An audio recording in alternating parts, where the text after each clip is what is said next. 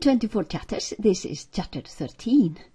Circles, wheels, Draugur, Aanand. Literacy on symbolic language of myths and kvæði, sacred poems, spot the allegory in God's spells. I am telling thee one thing. We are Ginugagap. We are the great void, the womb of the universe, fullness, truth, eternity, reality, divinity. Óðinn given to Óðinn, myself given to myself, Hávamál, Visa 138 and on. Knothi seauten, know thyself, the only true philosophy.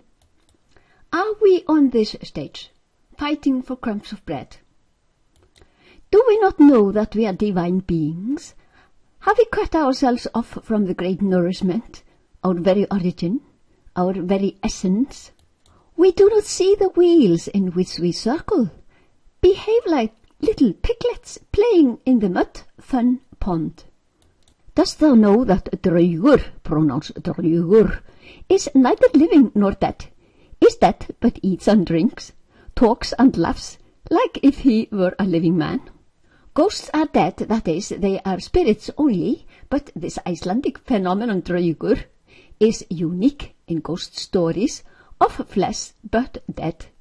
I have my explanation of its origin. Listen, the priests say, when burying a body, of soil thou hast come, probably addressing the dead body, I assume.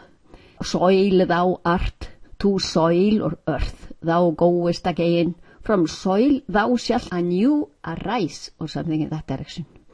So the Churchian Icelanders, especially during the dark, long northern winter, thought the priests were saying something that they should believe. I mean, they didn't expect the priest to be flatly lying to them about such grave matters. So they waited for the Draugur to rise from the soil again.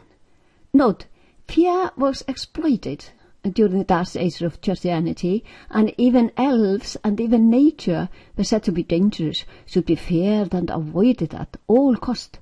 Fear was the large part of that southern theocratic imported threat-imposed culture, as the devil had also been invented as a fear device.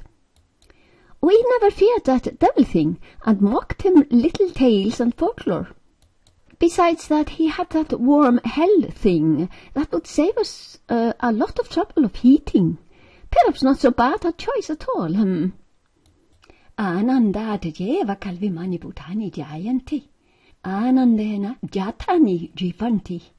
Anandam pratyanti abhisham bisanti. Which means, out of bliss these beings are born, in bliss they are sustained, and to bliss they go and merge again. We do know that our body is the meat that Óðinn gives to Geri and Freki, recycled matter and energy. Remember also, Jötnar eat matter for the recycling process. But the real me, the innermost inhabitant, dweller in the body, is pure bliss, Ananda, Sila of soul. Read this ancient Sanskrit stanza, many thousand years old, on Ananda, which we are. I wonder if this Churchian burial ceremony, throwing soil on the coffin with a statement that we are soil or earth, could be a lousy version of something borrowed or stolen, on that we are bliss, bliss alone, and to that we re-emerge. The earth ceremony easily leads simple minds astray from what we are, especially those who claim Churchian priests to tell truth. The four spokes on Yule are still there. We see it every Yule, right? We know where from it comes. But this stupid species, that so-called man, has forgotten some of the ancient holistic wisdom. We have violated the laws of nature, of which the gods are the presidents. Grem eigi goð að þér, lifum í sátt við goðin. Do not violate the divine law of the universe, live in peace with nature. Do not forget that we are all responsible, and we are not given animals to slaughter them. They are beings on their evolutionary path, and killing is a sin, no matter who is killed. If we transcend regularly, we gradually gain skill in action. Karma su kausalam.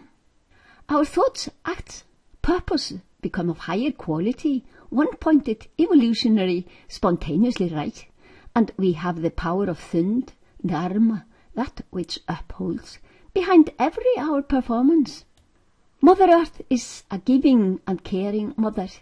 We should love her and never be greedy. She gives us seasons and fosters us in our earthly cycles. Our life on earth is necessity for our evolution. But we must rise to bear the name a man. The binding influences of action is a trap, which we do not see very well. That is due to our ignorance. Þjóðvitnir, who runs the business of the mistake of the intellect, the lure of matter, feeds the senses enjoy. They serve the mind's thirst and cravings for joys and happiness, but they, the senses, find only worldly ones. When we have become einherjar, we see the world as aloof from ourselves, and the binding influences of our actions are there no longer. Some say the ways of the theocratic God are unfathomable, but thousands of years ago they said in Sanskrit, Gahana karma no gati. Unfathomable is the course of action. Something borrowed or stolen and distorted here to replace creatures' doings, action, and law of karma with a God. We have control over action alone, never over its fruits. As urður verðandi skuld and all the unravelled action tangle in the world is too complicated for anyone to comprehend. Gods do not take part in that stuff. They are on the level of the total laws of nature that run the whole universe in perfect orderliness. The actions are in the sphere of the three guna of nature. Do not even make a try to sort them out. But Valkyria is an action, the only action in the world that does not bind us to the vicious cycle of impression and the incentive thereof.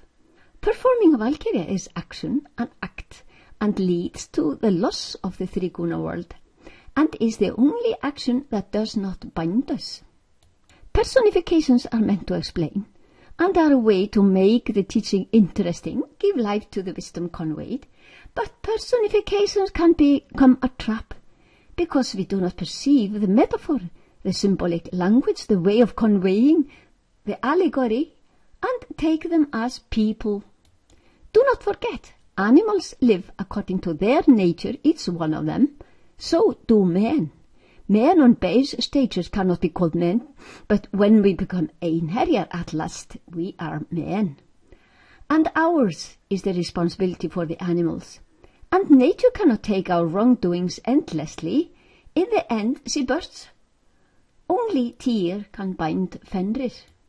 So, by all means, please, transcend every day. Purify thyself to become an einherji. This is the only way to peace, and the only way to make our beloved planet a peaceful place to live.